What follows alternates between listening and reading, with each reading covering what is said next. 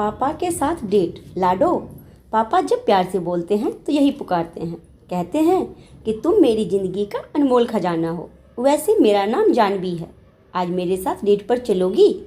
नेकी और पूछ पूछ जानती थी पापा के मन में कोई बात है जो वो मुझसे कहना चाहते हैं। आज से 7 दिन बाद मेरी शादी है जय के साथ। पापा ने ही पसंद किया है उन्हें मेरे लिए।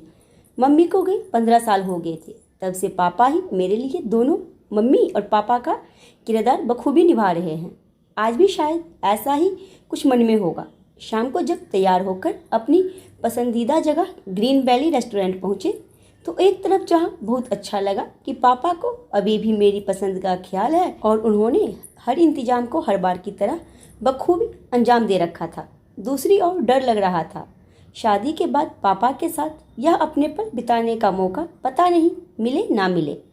लाडो, शादी के बाद जब भी तुम्हारा मन करे तब बस तुम कह भर देना, हम साथ यहाँ आ जाया करेंगे। हर बार की तरह इस बार भी पापा मेरे मन का कहा पढ़ गए।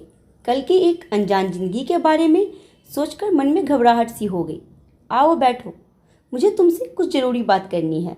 पापा की बात सुन मैं अपने विचारों से बाहर निकली, पर उससे पहले कुछ खाने को ऑर्डर कर दो, भूखे पेट तो भजन भी नहीं होता। उन्होंने माहौल को हल्का करने की कोशिश की। मैं 11 साल की थी जब माँ गई। उनके साथ बिताए पल की कुछ धुंधली यादें थी, पर उसके बाद पापा के साथ बिताया हर पल आंखों के आगे चलचित्र से आगे। बेटर के जाने के बाद पापा बोले, लाडो 7 दिन में तेरी शादी है। जय बहुत अच्छा लड़का है, तेरे और उसके बीच का तालमेल बहुत अच्छा बैठ गया है, मुझे तसल्ली है। पर बेटा उसके तरह सभी तुम्हें समझे यह जरूरी तो नहीं। मेरे सवालिया नज़रों को देखकर वह बोले, तेरी मम्मी होती तो वह तुझे शायद ज़्यादा अच्छे से समझा पाती, पर पापा आपने मुझे हमेशा दोनों का प्यार दिया है। आपके होते हुए मुझे कभी किसी की ज़रूरत नहीं पड़ी।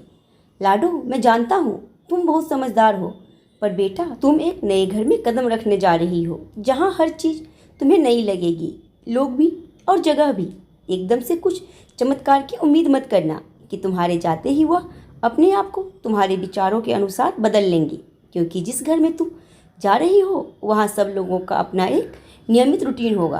तुम भी वहाँ नहीं होंगी तो तुमको सबको नए रिश्ते से जुड़ने का समय देना होगा, खुद को भी और बाकी सबको भी। हर नए रिश्ते को महत्व देना होगा, हर रिश्ते की एक गरिमा रखनी होगी।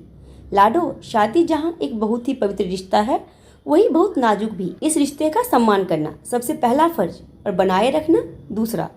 यह शादी सिर्फ पति और पत्नी का रिश्ता नहीं बल्कि 2 परिवारों का एक ऐसा अद्भुत नाता है जिसको अगर संभाल कर चला जाए तो जिंदगी बहुत खूबसूरत हो जाती है। जय के साथ एक नया संबंध जोड़ने और उसे संभालने में तुम्हें संयम और विश्वास दोनों रखने होंगे, क्योंकि जब तक रिश्तों में विश्वास और अपनापन नहीं आएगा तो कोई बाहर वाला आकर कुछ भी बोलने की हिम्मत कर सकता है।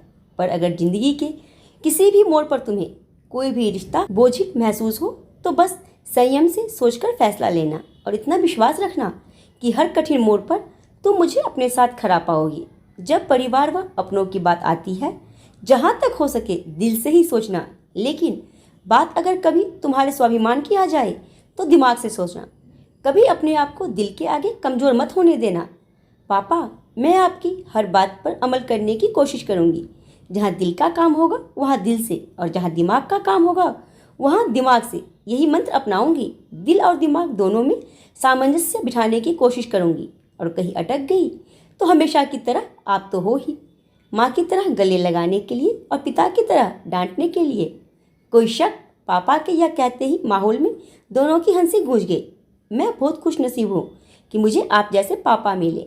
मैं आपसे वादा करती हूँ पापा कि मैं पूरी कोशिश करूँगी कि मैं स्वसम्मान इस रिश्ते की गरिमा बनाए रखूँगी।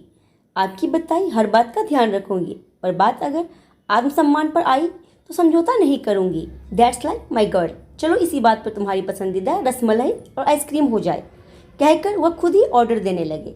आज लगा एक गाइड और फिलोसफर के साथ मुझे पापा के रूप में एक दोस्त भी मिल गए जिनसे मैं मन की हर बात शेयर कर सकती हूँ और वह मुझे समझेंगे। तो आज की कहानी के बारे में अपने मुझे कमेंट बॉक्स में जरूर कहानी पसंद आई हो तो लाइक, शेयर एंड सब्सक्राइब करना ना भूलें।